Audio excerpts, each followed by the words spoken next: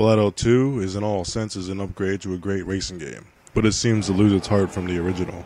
It starts off well with beautiful cars from the classification as derby cars, and it's even nice looking with some pro-am racing style of vehicles.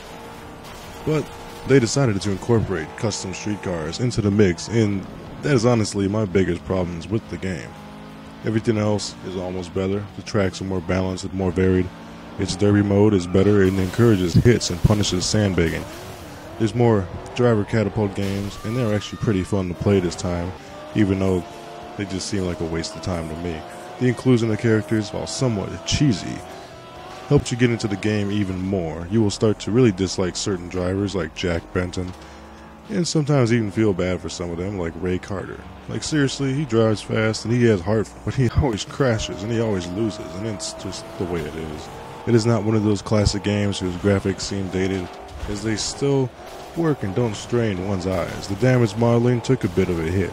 It's still nice, but nowhere near as deforming as the damage model in the original. However, you can be destroyed now, and you can actually lose your wheels, tires. The car's handling has been tweaked to favor newer players. It's more forgiving, and I never noticed any impact on my car's handling response due to damage, even after losing a wheel, the car still goes in a straight line.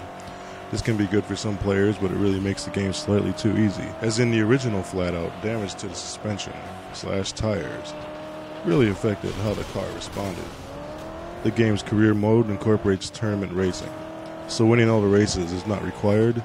It's based off points.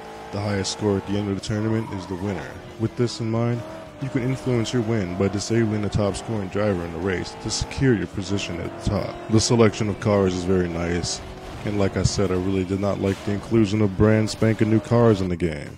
They just don't fit into the racing style, and makes the game seem to try to be more mainstream than it needs to be. Of course, this is just a personal bias, as I think derby cars look way better than custom paint job flawless vehicles even in real life. So don't take that too close to the heart. Flatout 2 seems like the perfect mix of arcade and semi-simulation racing its predecessor had. Its sense of speed and destruction is really enjoyable, and its wide variety of cars and courses really make this a game you can keep playing for a long time. Too bad online has been abandoned, as this would have been an amazing game to play against others even today.